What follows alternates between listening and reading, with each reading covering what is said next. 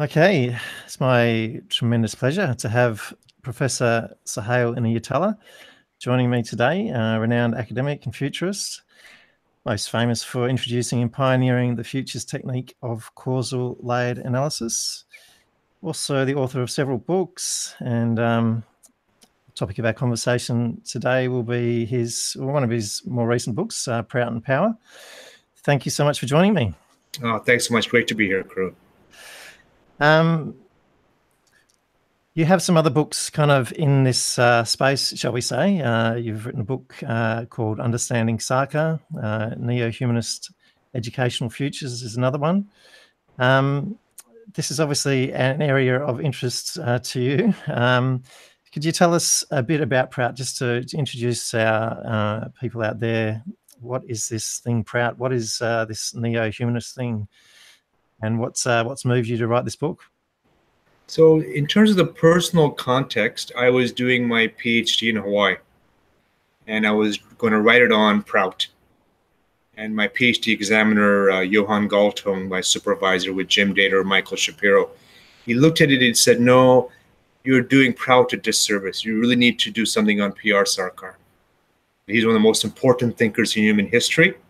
Given that, you need to map him, situate him, in a way that other academics, other global thinkers can understand him and have access to him. So I had my PhD proposal. He took it, he just threw it in the garbage. That's what I think of your proposal. I said, Johan, the defense is 24 hours from now. He goes, that's quite enough time to write 30, 40 pages. Start now, leave and start. And so that was the kind of challenge. He says, don't take this lightly. We need to compare Sarkar, the best Chinese thinkers, the best Islamic thinkers, the best Indian thinkers, the best Western thinkers. He's one of the most imaginative and, in his view, far-reaching and full of insights about the future and history, and take this seriously. So that PhD became a book called Understanding Sarkar. Yeah. And it was really trying to legitimize him, place him in the Indian context and macro history, and very much in terms of epistemology. So it was a very scholarly book. And I tried to publish it, and it didn't get published. And finally, Brill, which is the second oldest publisher in the world, took it. So I was thrilled. That was my first book on Sarkar. Yeah. So mystic, macro historian, as you've said, propounder of this socio-economic theory called PROUT, neo-humanist philosophy. What's... just if you can give us a bit of a nutshell. I know there's about 30 books that are PROUT in a nutshell, so it's a big task, I know. But let's in terms of today's context, because it's always good to be relevant. So today we see a wave of what you might say fascism going on in the world. You say, well, are you saying that as a way? Often people think they don't like this, say that's fascist. But if we be technical, first part of fascism, it's corporatist. That means we support profits only for large corporations. PROUT is not that. PROUT's saying, well, actually, the best way to create prosperity is through cooperatives, meaning the employees own the business, they work together, they create prosperity for themselves and for all. So it's the opposite of corporate fascism.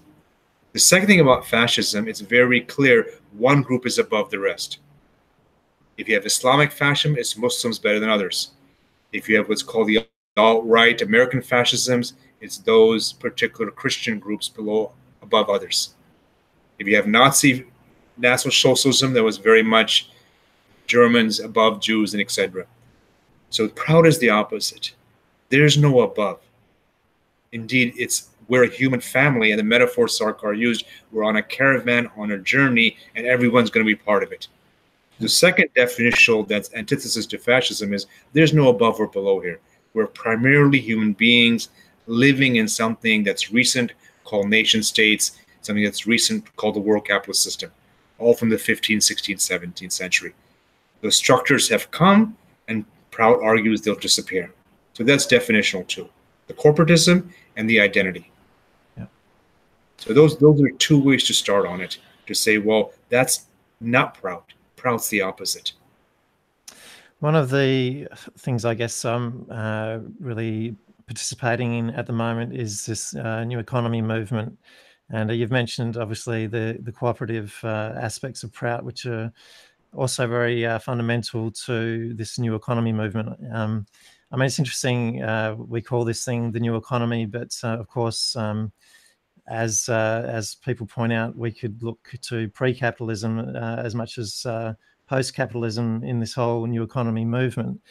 And it really interests me, I think, I mean, one of the really important, valuable contributions of PROUT, I think, is that it's not coming from this Western paradigm, isn't it? Is it? I mean, it's talking to that very much, but it's outside of that. So that really goes to the third part of in terms of what's fascist, right? So PROUT is different, as exactly what you said. There's a spiritual dimension, and this is not spirituality in terms of it's evidence-based spirituality. So Sarkar always talked about scientific spirituality, meaning we're doing practices where there's evidence-based. Is there evidence-based for meditation? Yes, there is. We know hospital resource use drops if you use meditation. We know people who are aging live longer if they meditate. We know in terms of IQ scores, they do better. There's a whole range of things where meditation enhances productivity, if you will. Now, the tension here in all this, with this identity, spirituality, practice, is can you have, and this was the old question that the socialists had, can you have an island of PROUT in a sea of capitalism? Can you have an island of deep globalization in a sea of nation states? Can you have an island of spirituality in an ocean of materialism? So that becomes the big tension we're all in. So we want to imagine a PROUT world, global world, spiritual world, gender equity, post-capitalist world, and yet our day-to-day experience is the opposite. Yeah. And the wave we're seeing today is the opposite. So that creates tension in me, creates tension in others. So how do we both challenge the current system and create something new? Yeah. So the language I like from Futures, this is horizons thinking. So Horizon 3 is imagining this PROUT world. I mean, I work with progressive people all over the world at every level. Whether it's Asia Development Bank, whether it's a small NGO, whether it's international policing, everyone imagines a far more progressive world that's global, that's ethical, that has, in Sarkar's language, money is rolling. It's moving, it's not stuck. So that's kind of Horizon 3, people imagining this different world. Now, Horizon 1 is like, we're stuck in a world capitalist system with nation states. To start to imagine Sarkar saying, we'll have a world without visas, think, how is that even possible, right? Do we even want a world without visas? What's my limits on that? So that becomes this, this compelling image of what can be. And Horizon 1 is the day-to-day struggles. For example, we know cooperatives are actually, in terms of the quantitative evidence, very big. I don't have the data with me, but it's more than 20, 30% of the world economy. Yeah. And yet the attention I know in my life, I look at markets. I look at Hawaii's, we look at markets. I was the friend from the 1970s in Hawaii, and we were talking about markets. So markets grab our attention. They're exciting. Or what in spirituality, the monkey mind likes it. It's difference every time. Cooperatives are kind of boring, right? We're sitting around, so, is it that we make cooperatives more sexy? We make them more like Apple, so everyone's interested. How is your cooperative doing? Is that the solution? Or do cooperatives need global legislative protection? So they're privileged the way corporations are? But those are some of the debates in terms of making this shift towards Horizon 2, which is more of a PROUT world in 5, 7, 10 years. Yeah. I don't know if that makes sense. That's kind of how I'm trying to frame this. Yeah. Well, I'm interested in looking to how, people in similar movements, and I guess the commons transition movement is an interesting example of this. Yeah, you have people like Michelle Bounds who are talking quite clearly about this, about the market, about the commons, about government, and I think that's something again in PROUT that it's actually spelt out really quite, with a great amount of elegance in terms of, that certain areas of the economy, can exist and should exist as in a market, whereas there's so would you talk to that a little bit? Okay, so the confusion many people have, PROUT is not against markets. Markets is efficient allocation of resources, competencies, and capabilities. It's when markets become hugely distorted. So it's when the money gets stuck. So the PROUT contributions ensure the money keeps rolling, and two, it's not just a minimum but a maximum. Now some people say, "Oh my God, but that's not fair. I want to be able to make $1 trillion." Well, do you? Do you really need $1 trillion? I'm okay with 5, 10, even 20 million. But how do you really need 1 trillion? So the notion is that the circulation is far more likely, and the Sanskrit word he uses is prama, dynamic balance. It's not the Gandhian balance where everyone gets poorer. This is dynamic balance. This is taking desire seriously. The old way is let's get rid of desire and stay at a certain GDP. No, we're using desire to create more products, more services, more possibilities. So we're moving from agriculture to industrial to the post-industrial to a proud global world economy, which has greater prosperity, greater productivity, greater conservation of nature, greater gender equity. Yeah. It's really saying this best of all worlds is possible. And what's different with PROUT with other movements is they're anti-technology. This is saying, no, we will use the new technology, whether it's genomics, proteinomics, whether it's artificial intelligence, we're going to use them, but the goal isn't that everyone now works 30 hours a day.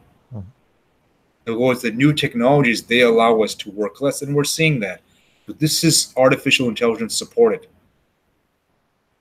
So that enhances capability. Meditation enhances capability. The weights and the structures that are stopping us is over-privileging of the corporatist, over-privileging of the nation state, and over-privileging of identities that are narrow. Yeah. So if we can work on those three, reducing corporatism, reducing nation state, and reducing what you might say congealed identities instead of expansive identities, we're well on our way. So Michelle's work is saying, okay, this is happening, and it can happen through expanding, creating the new global commons. Yeah. You can do that through what he calls platform cooperatives. So a concrete example, I've worked with a lot of NGOs, global NGOs, who are, kind of saving the world stuff, right? You name them. And now what's happening is funding for them from each nation state is dropping. So what do? You have costs everywhere. So can we create a platform where all the global NGOs work together, share resources? That starts to create a global platform. We have platforms like Uber, which reduce inefficiencies of resources around transport. Can we have platforms that enhance cooperation? And to do that, great idea. We need legislation that supports it. And there's a whole kind of inner work. So PROUT isn't like traditional materialistic worldviews. No, just do it. The objective world change and everything's okay. We know that's not the case. Yeah. I walk in a situation, I don't know how to cooperate. I need to learn how to cooperate. I have to have higher emotional intelligence. That's learned. Yeah. And I think that's what, experiments fail. It's okay, that cooperative failed. The conclusion isn't cooperative sucked. The conclusion is I didn't have the emotional intelligence to figure it out. And that's a learned behavior. I didn't have support. I'd like to come back to that, what you're talking about there, beyond materialism and that that work, internal work, which is part of PROUT. But just to say a little bit more with, I guess, prefiguring, this. I'm just interested, obviously, we have a lot of work, I guess, being done where, people are trying to get organised to, whether it's within the existing system, I guess, let's put it that way. Yeah. Whereas I really see PROUT having a really useful contribution to make towards, this transnational movement that is prefigurative rather than, so you're talking before about, the islands of PROUT here and there. Yes. I guess backcasting, which I know is one of your futurist tools, from a PROUT future, getting there is much more likely, I think, to happen through this grassroots kind of movement of, linking up with, transnationally. What are your thoughts on that? It's both. It's both. I remember 20, 30 years ago, we'd have discussions on a greener planet, right? And the notion it's easier in democratic countries, you can get social movements together. Now, then you see a country like China where the premier or president agrees, and then suddenly we've seen in the last 10 years, 30-40% move towards renewables. Mhm. So sometimes it's grassroots, sometimes it's simply the old ways don't work and leadership sees it. Yeah. And that's prefigured by intellectuals, by thought leaders saying, wait, here's a better way to do it. Yeah. So part of it is a paradigm revolution, and that revolution is actually, we're in the middle of it. Mhm. PROUT is not like some weird thing 50 years from now. We're actually in the middle of the transition. Yeah. So transition one is gender equity. And we're seeing that battle in the US. We're seeing it one in New Zealand. Australia's far. Okay, let's be clear about that. Yeah. Battle two is this climate change. Let's create a greener planet through renewables. We're in the middle of that, and that's a possible victory. Battle three is tougher. Can we imagine a post-corporatist world where there's greater equity without losing desire to innovate and actually incentivize people to do more? Yeah. Well, just that battle is further up, my sense. Yeah. The fourth battle, this global governance, Mm. EU is a great example of a possible victory. Now, you may say you don't like the EU, it's too neoliberal. That's fine. I don't even worry about that. It's an imagination of greater, broader identity. So that's our process. Can we start to imagine? So my new book, Asia 2038, which follows on Proud and Power, was, okay, what would Asia look like in a confederation? What are the rules we need today for Asia Confederation? And when we looked at them, oh my God, they're all the PROUT rules.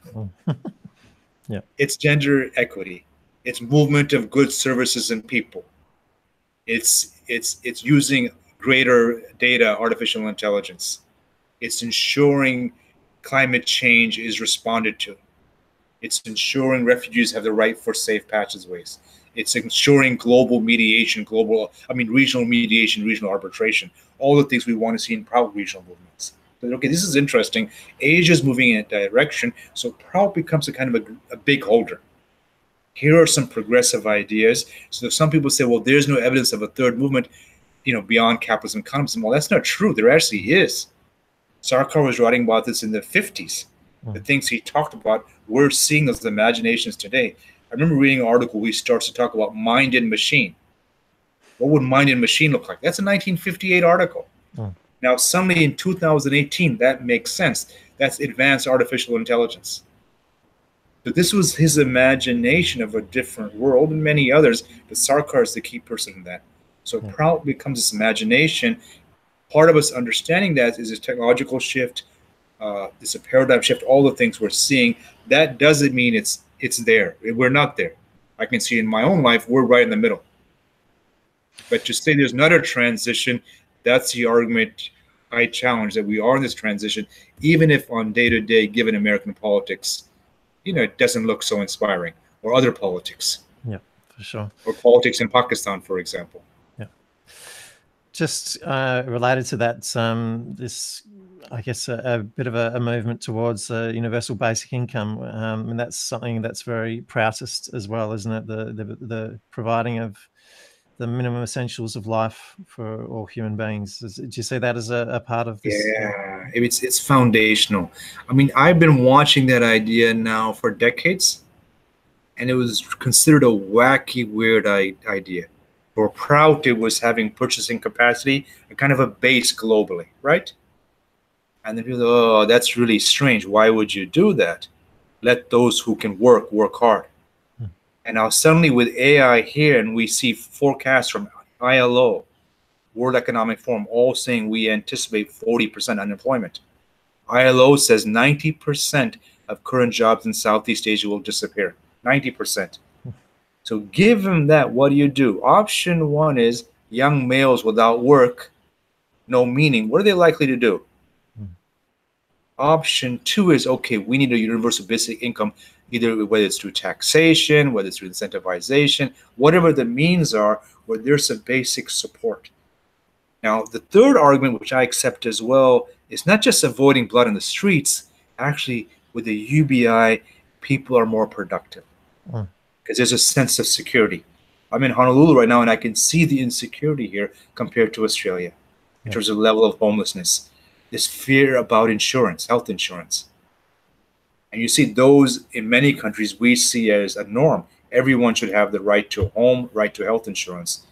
So that was Sarkar well said. Those are the basics. Once you have those, you can start to go for more. So UBI is an example of what seemed like a faraway idea, Horizon 3, now has entered Horizon 2. Yeah. There's experiment on experiment. Some work, some don't work, some really work well. But my conclusion is this will get more refined, and by 2030, 2040, we will live on a planet where that's the norm. I can't imagine a future without that. In fact, I would say it's the inevitable future. Yeah. Okay. Well, now let's. Well, it's not a shift really. It's just a different aspect of this this whole conversation is what you have described in your book as yogonomics. Now, of course, yoga is not just, for our listeners out there, is not just some weird postures where people stick their heads up their bums. It's yoga, of course, means union, and it's as you said before, it's in Sarkar's framework, it's evidence-based spirituality. So, yeah, in terms of, I guess, some of the challenges around which you've pointed out and which I've certainly experienced in, I guess, various expressions of the suicidal tendencies of the left, shall we say. In terms of this internal mastery, how important is this that we do this internal work, or that we have some framework here of evidence-based spirituality? So, I mean, for me, part one is this critical self-reflection. The notion of yoga as I'm watching myself. So there's an observer that's looking, am I being ethical? Am I being wise? So there's a kind of watching self observation. And the second part of yoga that's crucial, again, I was at International Bank a week ago, and I was with a panel with the president and some other kind of thought leaders. And his question was, what should the bank be financing? So this was crucial. So I said, well, the data is you've been financing stuff rightly or wrongly that's led to enhanced congestion and difficulty in Asian cities. So we understood you want to develop, modernize, meaning more cars, more roads. We get that argument. In 2018 to 2030, what should the bank be financing? And so then, well, shouldn't we be financing smart, green Asian cities? Yeah, that makes sense. Shouldn't we be financing gender equity? Yes, that makes sense. And suddenly, in terms of the PROUT idea of this better world, it made sense. Upstream, we have to finance that. Now, his comment was, that's great, but we should be using Asian wisdom. He said, we shouldn't just be jumping on this, Western stuff. We should be looking. I said, well, if that's the case, then let's look at our core traditions. If we see yoga as an asset for all of Asia, whether Islamic or Buddhist or Shinto, I'm not so worried about that. It's an Asian asset. Then what from yoga helps us? One is this mindfulness. The second was the stillness. And the third is this flexibility. So if I'm a head of an organization, the argument is I need all those three. As everything changes, how do I stay still? Because people freak out all the time in large organizations. How do I stay still? Doesn't matter who they are, left, green, right, center, doesn't matter. We freak out. Yeah. The second thing is, well, I want to go toward this beautiful vision. To do that, life changes. There's new rivers created. There's new roadblocks. And that's the flexibility. The yoga practice leads to personal flexibility, economic flexibility. It's practical, it's pragmatic. And there's stillness, and there's this critical mindfulness. So then suddenly it looked to me, okay, here's a yoga of economics. Let's use yoga as a metaphor for what type of economic system we want. As well, yoga, everyone's included. You can be 90 or you can be young. You're invited. It's not like yoga is just for the elite select few. This is again Sarkar's idea. The economic system has to have benefits for all. Yeah.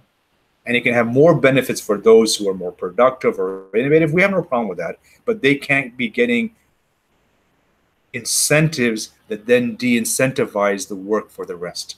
It creates so much inequity where the only solution is, well, actually the inequity doesn't work either, because then you have homelessness on your street. How can you enjoy your day if there's people outside, living on the street? That's one of the best evidences of a bad system. Something's wrong. Or there's, so this is kind of, yoga is inclusive.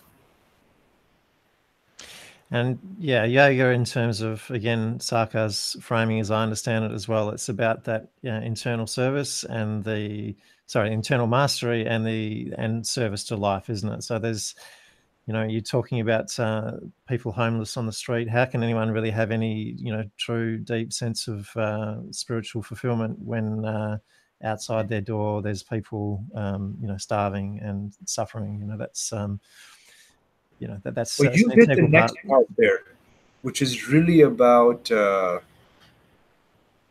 way I would see, the way you're framing it is the service to the planet. The other kind of a core part of Neo-Humanism is relationship with the earth. And this we see many great biology, it's kind of the ecological, the Gaian futurists saying, well, the old model was industrial. Let's imagine a paradigm for economics or earth that's Gaian, meaning the planet is, quote, in brackets, alive. If it's alive, what's its purpose? Clearly, it's the base for us. There's always this debate, you need roads, but you need nature as well. It's a nature-oriented planet. But that ends up with the debate about measurements. Yeah. So for the PROUT system to work, it's keeping the accountants happy. Otherwise, interesting idea, if the accountants are happy, we count what we count. So my conclusion was we need 4 measurements. Measure 1 is prosperity. And Sarkar talks about the standard of living. More electricity, more access to internet, more food, etc. Access 2 is this deep inclusion. So everyone's involved. 3 is essentially the notion of spirituality. So that the measurement is how people feel this happiness index. And 4th is really the environment, so sustainability. So then the measurement in terms of a measurable, progressive direction of the global economy, how is it doing on all 4? Yeah. Are we more prosperous? Tick, great. Are we more inclusive? Look at is board membership more gender equitable?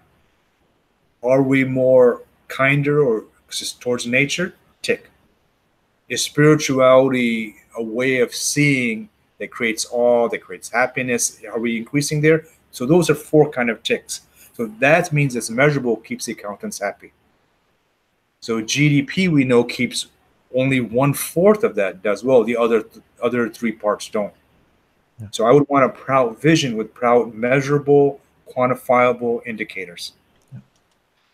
I imagine probably you would see, Kate Raworth's the donut economics stuff. Yeah. Expression of that, yeah. Yeah. So this is linking vision to something that's metrics based. Now I can imagine someone who does yoga meditation all the time is, well, they're beyond metrics, they're beyond measurement. It's fantastic. That's their inner world cannot be measured. But the implication of that on the external world can be. Is there less violence? Are people focused on a well-being health system, or is it focused on illness health system? So most of the hospitals I work with, they're trying to make that transition as well. How do we make it patient-centered, personalized medicine instead of this aggregate medicine that's more system-centered? So I think PROUT is part of that, this kind of movement towards a better world. Yeah. So, yes. And, starting to wind up, thank you so much for your time. It's fantastic to be talking about this, which I'm so passionate about. But, we obviously, you've touched on a lot of this, but we have obviously climate change. We have, the rise of the far right. There's obviously plenty of concerning indicators that we can point to, but I really liked in your book as well, you're pointing towards 7 positive trends amidst the doom and gloom.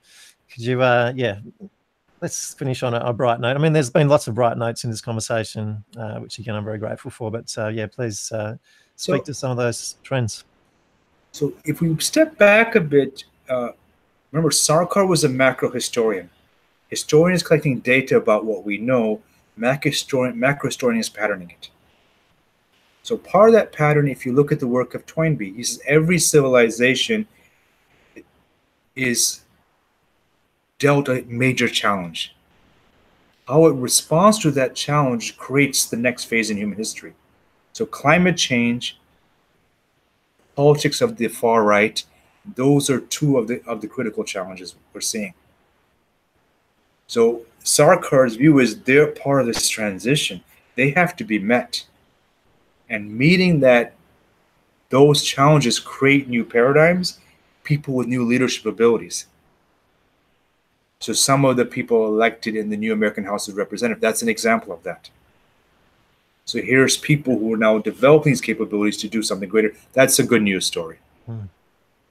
Now, in terms of other good news stories, there's doom and gloom difficulties, but really, if you look at climate change in Asia, we know trillions-dollar assets will disappear, so there's not an incentive. If only way to solve climate change in Asia is for a regional confederation. So we're seeing that start to emerge. So those new governance structures get created out of the challenge. So scenario one from a challenge, it's too difficult, we disappear, we're resigned to defeat. Scenario two, which was always Sarkar, is you use the challenge to create the next phase in human history. The inequity we're seeing everywhere on the globe, that becomes the challenge for a better global, more productive system with greater equity. Now, the other part that's intriguing was enhanced people getting more involved in meditation, in organic food, and looking for alternatives. So those become many of, here are things that are actually really positive. I remember there was the one piece I quoted was, happiness is a virus. So this is kind of a paradigm shift. Okay, happiness isn't just in me. I said, well, no, if you do scientific research, if you're happy and I'm happier, 7 people around us feel it. And you can measure it. I treat people differently. Someone else treats people differently. It spreads this, I feel better, they feel better. Yeah. Now, for PROUT systems, the issue is, well, how do I incentivize that? How do I structure it so spreading happiness is the norm? Now, for people who just believe, no, let's just change myself, PROUT is saying, no, we create systems, rules that make it the norm. If you go back, my favorite example is smoking was the norm 40, 50 years ago. It's not the norm because we've incentivized health. So PROUT in Power as a book says, let's imagine what a global PROUT system would look like, where PROUT ideals are in power, meaning they define reality. Meditation is the norm. Eating organic, healthy, or vegetarian food is the norm. You can still have your chicken, but the norm is veggie. Yeah. You can do what you want, but the norm changes. You may have many corporates, but the norm is cooperative. Yeah. So this is changing what counts as what's normal. PROUT in Power starts to imagine that. And the argument is we're seeing all those seeds of change. Yes, there's pendulums back and forth. Let's not be stupid. But the greater, longer trend is towards this different world system. Yeah. There's big roadblocks there. I'd be crazy not to mention them. How does the nation state transform? How do we develop these regional governance systems? How do we really develop a post-capitalist system? How do we make UBI global? I mean, those are all big-time issues. But every global I meet, what's stunning to me is global thought leaders, whether they're all working on that. Everyone's trying to figure that out. There's not like, oh, one day we'll wake up with a solution. People are trying to develop policy solutions everywhere. Yeah. So when I see that, okay, this isn't 2090 or 2150. And Sarkar's quote, I remember, he says, a half hour before the success of the new system, you won't even know it. That's kind of, I'm still puzzled by that. I don't understand that. Yeah. I mean, I've read most of his books 10, 15 times. And still, I read, okay, does that make sense? Does that not make sense? And often it doesn't make sense until there's a real shift in the world. Mind and machine was a silly idea. And suddenly I see, that's what he meant. Yeah. He meant really advanced AI. Global governance, well, what would global governance look like? Yeah. Well, thank you so much. It's been really very nourishing for me to be able to speak about PROUT as straightforwardly as this with someone with all the experience that you have. I mean, I'm very inspired by what I consider, the echoes of PROUT, or in different names, and inspired by that work as much as the PROUT thing. But to be able to talk explicitly about PROUT is a real pleasure for me. So people don't have to be proud orthodox. No. I mean, our focus is to get the core proud ideas, the core proud ideas as the norm. They don't need to have a flag on them. No. That's that mindful part. Are we looking at the form or what's deeper behind it? Of course. And for Sarkar, he called that microvita. That's the key. The microvita is the energy that creates something new. So we're concerned in this conversation about the microvita that creates the novelty, not about whether there's a flag on it or not. No. That's kind of the unconscious politics. We've seen where unconscious politics leads us. Neither one of us want that world. We want something else. No, I think we'd both run away from that flag if it was there. So. Yeah. We want a planetary flag, if anything. That's right. And we welcome the Venetians if they decide to land, assuming they're nice and they want to hang out. Absolutely. All right. Well, thanks again. I will leave some notes for people on how to stay in touch with you. But it's MetaFuture. Thank you so much. The PROUT book is available. Metafuture.org, isn't it? Yes. Metafuture.org. The book is there as well as from PROUT India. Beautiful. All right. Thank you so much. My pleasure. Thanks so much. Bye.